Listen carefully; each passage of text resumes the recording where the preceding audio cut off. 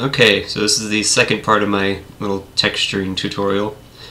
We already dealt with the part with Blender making the high poly model. Now we're going to deal with the Gimp part. That's basically the freeware counterpart to Photoshop. Okay, so we're going to obviously go to File, Open, and let's see if I can find where the heck I saved those two images. There we go. Okay, so here we have the normal map texture and the ambient occlusion texture. We're going to start out with the normal map, so go ahead and open that. And you can see we're left with this rather odd looking purple mess. So the first thing I'm going to do is go up to this top toolbar, go to Colors, go to Desaturate, and select, it gives you the options of lightness, luminosity, and average. I'm going to select average. And this is a lot better looking than that giant neon purple thing. Okay, now we're going to go to Open again. We're going to open our ambient occlusion. Get that one up here. Okay. Now, it doesn't matter which one you do this from, but just go to File, New. You want to keep it at 512 by 512. What I like to do is go to Advanced Options right here. You'll have some of the options, little drop-down menu bars. Under Fill With, it should say Background Color. You want to switch that to Transparency, and just hit OK. This will give us a brand new blank 512 by 512 image.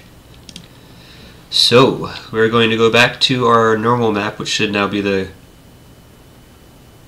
gray color instead of the ugly purple. To edit, copy, edit, paste as, new layer. It's the second one down on that list. Okay, now you can see over in this toolbar, we've got our layers right here, then we've got gradients, all kinds of other stuff on here that we'll go over in a bit if we need to. You can see we've got our background and our clipboard. One important thing that you want to do is always name your layers, because you will get it to the point where you have 15, 20 different layers sometimes. So I'm going to go and do that right now. We're going to name this base layer. Okay, now we pull up our ambient occlusion file, edit, copy, go back to our new one that we've already pasted the quote normal map on. Edit, paste as, again, just a new layer. And this one we'll go ahead and edit layer attributes. We'll rename this one as ambient occlusion. Now, up here at the top, right under the little drop-down menu that says normal, we've got transparency. So you want to make sure you have the ambient occlusion layer selected and change the transparency to about 40. There's a little eyeball right here, makes it so you can toggle it to be visible or invisible so you can see what the difference is without them. It just gives the edges and slopes on the geometry a little more definition. So I'm going to have that enabled though. Okay. Now, what we're going to do is we're going to go ahead and minimize these other two so we get them out of the way. Bring this one a little bit bigger. Now we're going to start making this look a little more like a texture. Okay, first what we're going to go ahead and do is, okay, now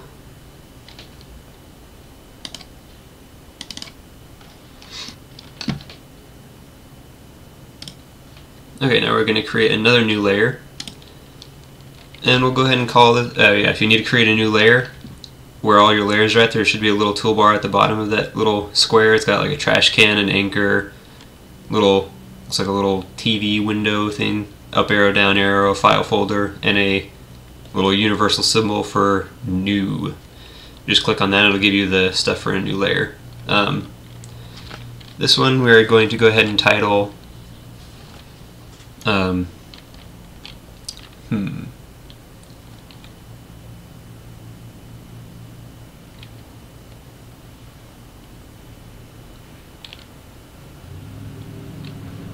This one we're going to go ahead and title Gray Layer 1. Again, we want to have the layer fill type set to transparency. Hit OK. Now we're going to go ahead and select a color that we want to use as kind of a wash to cover the entire thing in. I like, for hard surfaces, I generally like to, for kind of a generic look, I like to go with kind of a blue grayish color. So we're going to go ahead and select something that looks pretty decent. That should be good. Hit OK. Now we're going to go to the little paintbrush tool over in the toolbox tool options bar on the left hand side. And then you'll see this menu bar pop up below it where it says brush right here. I'm going to go ahead and click on that, and it should be one of the first brushes that pops up. Should be a solid black circle, and we're going to go ahead and set the size to about 300, and then we're going to set the opacity to about 20 and see how that looks. Looks pretty good to me. You can see that's just going to give it a darker gray with a blue tinge to it. It's not really going to obstruct anything, you can still see everything that's going on there. Okay. Now we're actually going to go ahead and go over to our layers. Actually, first we'll go ahead and start another new layer. We'll call this one Inset Dark Gray. And again, transparency, hit OK. Now we're going to click on the layer that should say clipboard. It's the original normal map layer that we put down. And we're going to go up to the fuzzy select tool on the toolbox. It should be on the top row of tools that you can select. It's got rectangular select, ellipse select, free select tool, and fuzzy select tool. We want the fuzzy select tool. Then on the options for the fuzzy select, you can see it's got anti-aliasing, feathered edge. Down here on this threshold bar, you want to hit that set all the way at 0. I'll show you why real quick. If you have it set up at like 50, you're going to just select everything. Have it down at 30, you're going to select a lot of the image that you don't really want to select. So we put it down to threshold to 0, and we'll select just this center panel piece. Okay. Now what we're going to go ahead and do is go back to Inset Dark Gray, and we're going to do another layer of that same kind of dark gray paint on it. And maybe we'll do one more. There we go. Okay, now you can see it's still got the fuzzy select tool. The easiest way to get rid of that is hit rectangular select and just single click anywhere on the picture and it should take it off. Alright. Now, what I'm going to go ahead and do is hit pause again. Okay. So I'm thinking this is still looking a little bit too bright and clean and everything, so we're going to go down to the Dodge Burn tool. Should be the last option on this toolbox up here. And we want to go ahead and put opacity to about 70. And let's see, under type, about 2/3 the way down this little Dodge Burn menu, it'll say Dodge or Burn. You want to make sure that is on Burn instead of Dodge. Okay, now we're going to select the clipboard layer. and just do one single pass over everything. It'll darken it up just a little bit. And I'm going to go and do one more pass on it.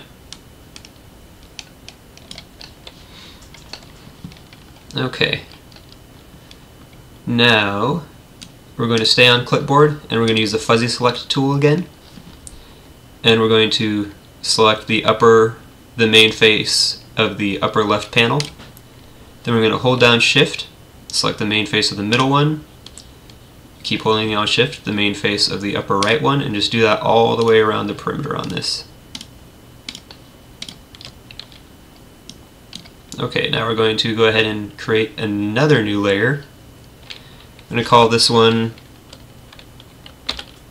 Perimeter Scratches.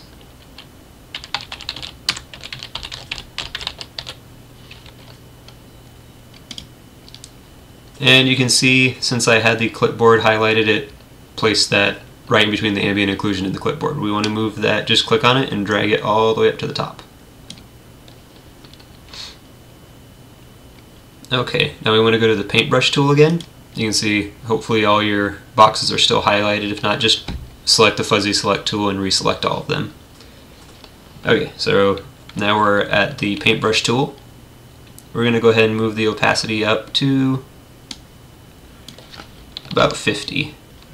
Should probably prove pretty good. Then we're going to, under brush where we have the little solid circle selected, we're going to go ahead and hit that and scroll down. Now the brushes, the Photoshop brushes that I had you install in the Gimp brushes folder earlier, this is where those come into play. Okay, if we go down to the bottom just about, you should see what looks like a rolled paint stuff. If you click on one of those, it's SS rolled paint. Those are the rolled paint brushes that we downloaded and installed. And then right below those should be some of the scratch brushes. So we're going to select one of those that looks fun. Okay, yeah, that'll work. Now here under Dynamics, it should be set at Pressure Opacity. We want to change that. Click on the little arrow with the 3 orange dots. First, click on Confetti. And if you bring that over here, you'll see it spins the brush and makes it different sizes. Go ahead and click on it one more time. And right above Confetti is Basic Simple. I'm going to go ahead and click on that. Now our brush will stay the same size, but it'll spin, so we won't get exactly uniform scratchy looks on it. Okay, now we can make sure that Perimeter Scratches is selected and start adding some scratches.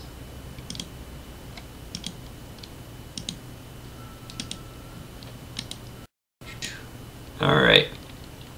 Now these are not particularly bold scratches or anything, but that's okay. They don't need to be yet. Now we'll go ahead and, oh, people are texting me, select an even darker color gray. Doesn't have to be much darker, just a little bit.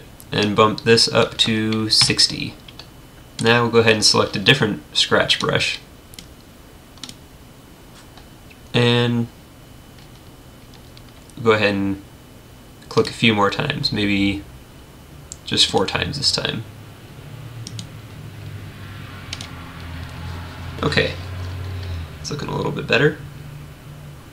Now we're going to go ahead and do the same thing on the middle panel. Just use the fuzzy select tool and just click. Oop, that didn't work.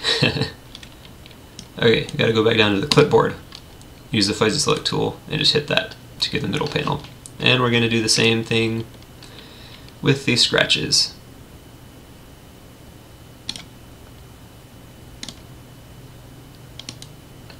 Okay, that looks about good.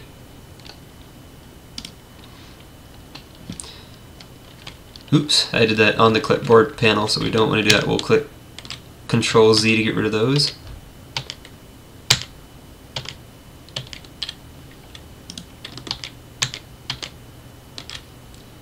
Now we want to be clicked up here on Perimeter Scratches.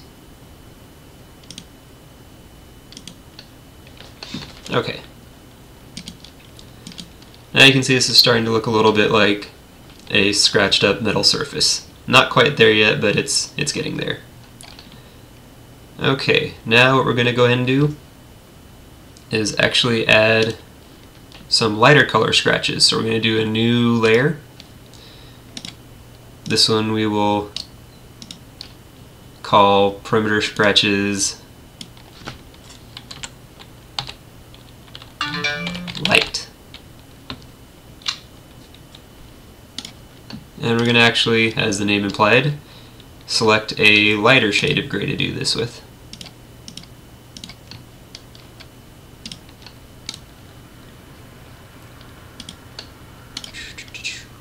Okay, we're going to go ahead and select again a new scratch brush from that menu. And actually first we're going to go back to the clipboard layer, use the fuzzy select, and once again select these top surfaces just around the perimeter. And we're going to up the size on this a little bit to something in the 400s. And we'll give it a click. Click.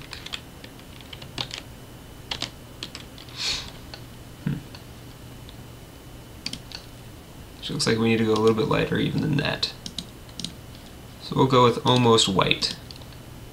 And actually I'm going to change scratch brushes. You may not have this one, but if you just look around online you can find all sorts of great scratch brushes for this stuff. Alright, yeah, I like this one better.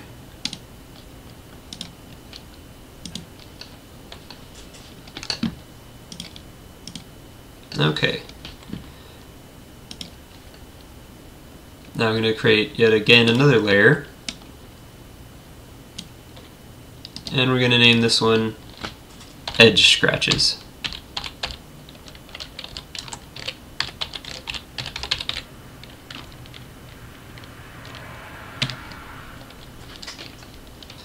Okay, this is where it's going to get a little bit interesting. So what we're going to do is we're going to zoom in on this top corner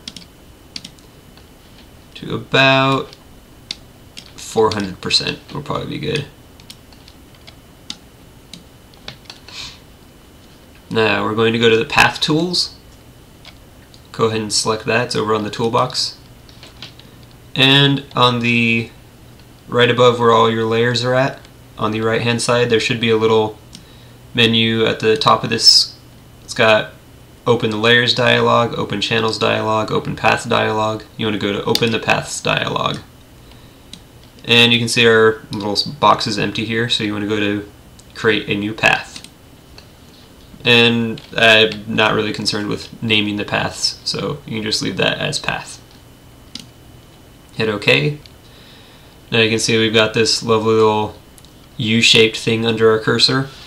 The best way to go about doing this is we want to basically are going to outline and trace the edge of this middle raised panel. So I'm going to start out in the top left hand corner. Go ahead and click once there. And then I'll go over to the top right corner and click once there. Now you can see we've got a nice little straight line. I'm going to go down to the bottom right hand corner. It's a little bit hard to see there, but click once there. And then again on this one, and the bottom left corner. Now to join these we're going to push Control and click on our original one. Next we're going to hit, actually we have to select which color we want.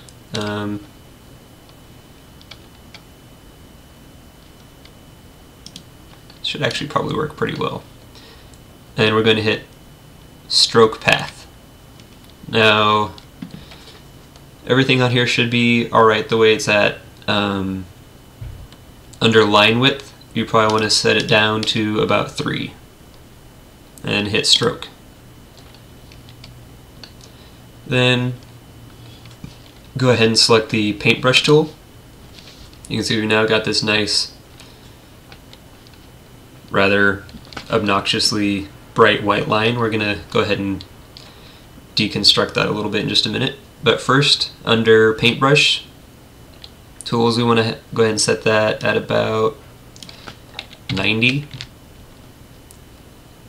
And instead of one of the scratch brushes, we're going to go ahead and use just the solid circle again. And we're going to bring the size all the way down to 1. And now what we're going to do is we're going to trace these little ridges going down to the corners from the top panel to the base of it. We got one right there. And you can go ahead and kind of make it slope into that, so it's a little bit larger at the top than it is right at the base. And I'm going to go ahead and fill in a little bit of this corner too.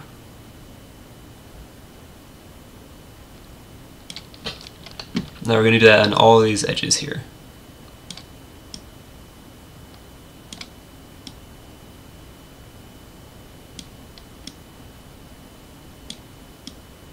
And just go ahead and fill in that corner too.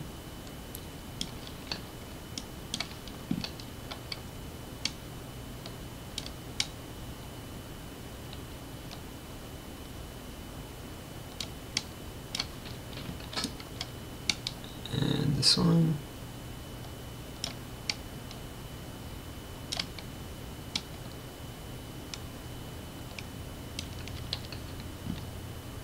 And this last one.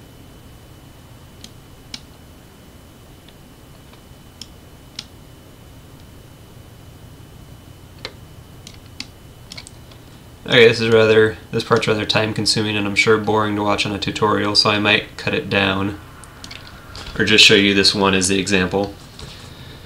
Okay, now if we zoom back out, go ahead and go down to 50%, you can see it's got this nice kind of scratched up look, but it's very uniform. And one thing you do not want to have when you've got scratches on a hard surface is uniformity. That will just kill it. So we're going to actually go to the eraser tool, set this to about 75 opacity.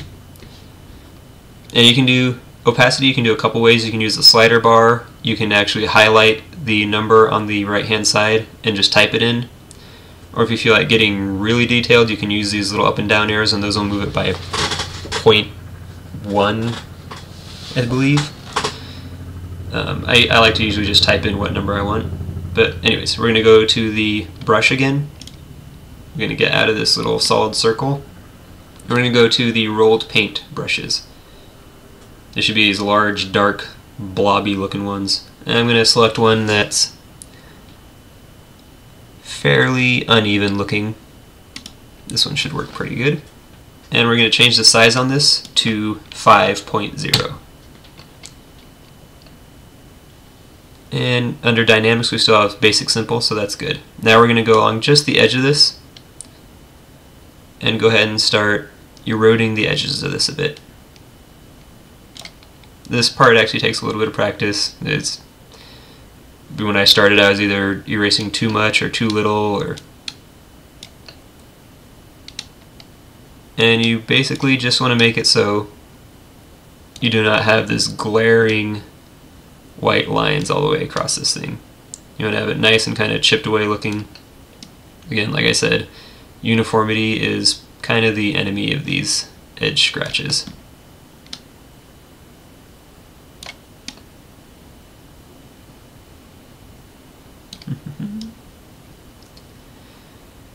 I'm sure this part's just exhilarating to watch. And you guys will have to forgive me, I've never actually made tutorials before, so I'm not particularly good at the commentary part. So hopefully you're able to at least catch on to what I'm doing though.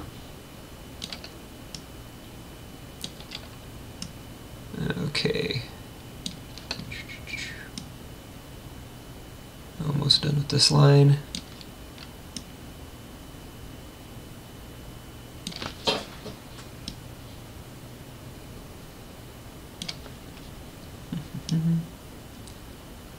And it is okay if you leave some spots with a little bit larger of the white line left and other spots. That'll just all add to the kind of junked up look of these edges on it.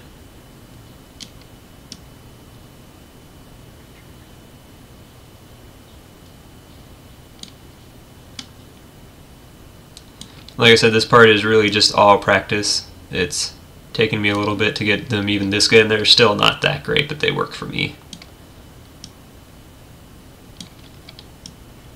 That's my excuses. It works for me. Okay, almost done with this part.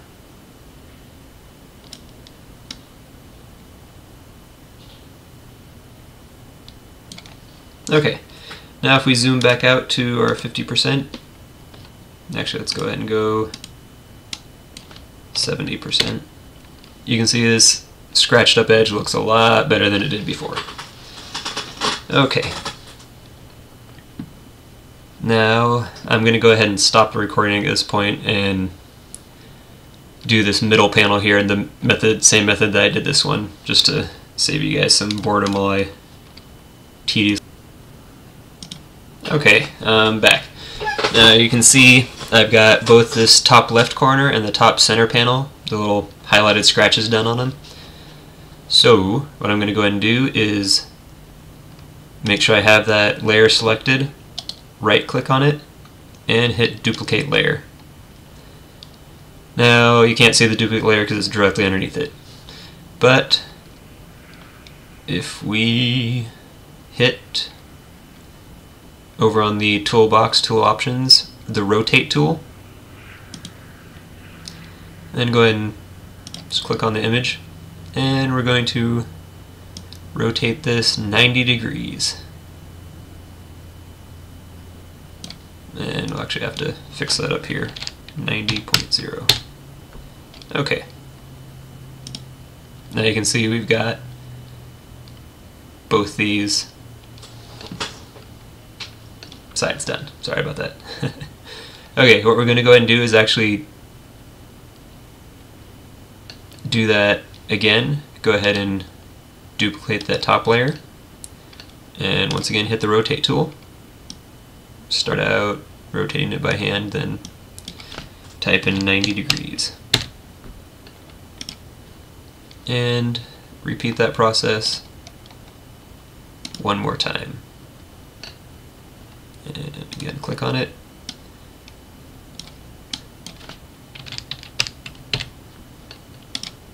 And there you go. Now you've got the raised scratches on all four sides.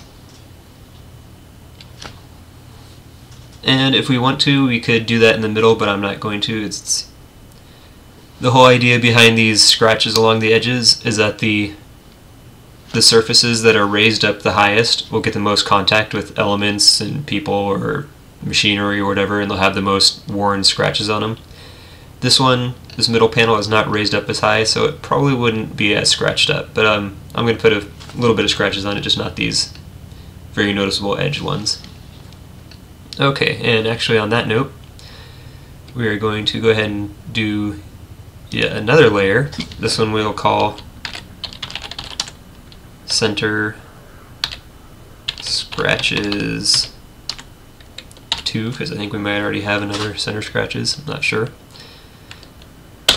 Was not paying good enough attention. Alright, then we're going to go down to our clipboard. The clipboard layer, the original one that we pasted. Use the fuzzy select tool and just select that middle panel again. Then we'll go all the way back up to center scratches. And we're just going to add a little bit of more scratchy stuff to this. So we're going to find a good brush. I think this time I'm going to use one of the ones that you guys probably didn't download yet again. We want to select the size somewhere right around 400 should probably be good. And not really liking that one so much, so I'm going to pick a different one. Let's see how this one looks. Okay, that one I do like, but as you can see it's very, very noticeable. So we're going to select that layer that we just did, and we're going to bring the opacity down on it quite a bit. Alright, that looks a lot better, I think. Maybe, actually, we can bring that down a little bit more. Bring it down to 20. There we go. Yeah, 20 sounds good. We'll type that in. Okay. Now we're going to do one more layer. This one we're going to call dirty scratches. And we'll go back down to our clipboard layer. Again, this time we're going to select, no.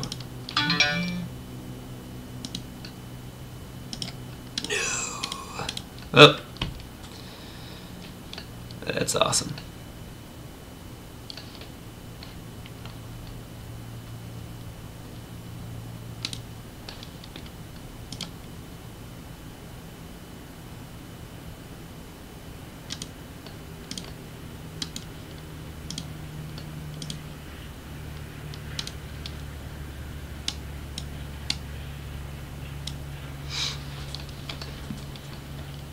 Okay, what I just had to do is our original clipboard layer, I accidentally, apparently I did something to it.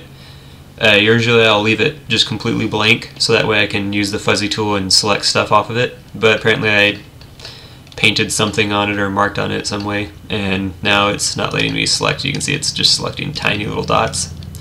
So I went ahead and went back to the original normal map that we did, copied it again, pasted it a second time onto this image, and put it just beneath the original clipboard layer. So now we've got the original clipboard, and right below that we have clipboard number 1. So I'll use that one for my selecting things. Okay, there we go. Now select all these. And then we're going to go back up to our dirty scratches layer. Now we're going to go ahead and select, we want to get something that looks like dirt, so a brownish gray color would probably be ideal for this.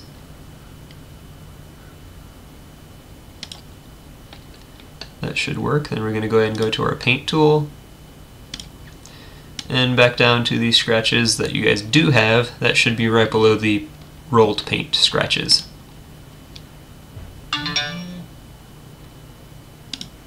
And we'll go ahead, give this a few clicks, and you can see it's putting some, just making it look a little dirty. Okay, yeah, well, go ahead and get rid of those little lines, and I don't think we actually need to adjust the opacity on that any. It looks pretty good. Okay, well that is for the most part how you go about making a hard surface texture using Blender and then Gimp. At this point I'm going to go ahead and save this. This version of Gimp, if you hit save, it'll only save it as a XCF file, which is a Gimp file. I'll show you how to save it as a JPG and everything so you can actually use it as a texture. So we're going to go to Program Files, LucasArts, Z, texture tutorial. We'll just go ahead and save it in the same folder with the other two PNG files. Now what I'm going to do is I'm going to hit export. And that'll let me export it as any number of image files. I'm going to select JPG, and we'll call this hard surface.jpg.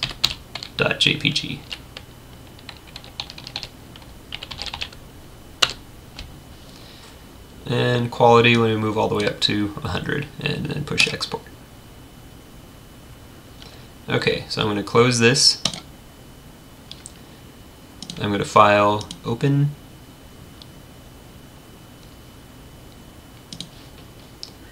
and I'm going to go ahead and open the hardsurface.jpg file.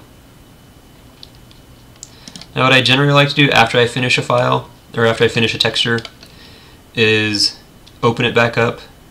You can see over here everything's been merged down to one layer. Then I'll go back to the dodge and burn tool. Make sure you're back on the solid circle. And I put this in the low 300s, otherwise it gets really buggy and laggy. And just go over this maybe 1, 2, or 3 times and just darken everything up, just depending according to your taste. So there's 1.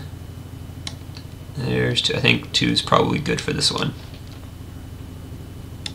Okay, now you've got a nifty hard surface, maybe wall texture or ceiling panel or something. Probably even work as a crate if you wanted it to. But that's a really basic demonstration of how I've been doing my textures. So hopefully this is helpful. If not, I apologize. Alright.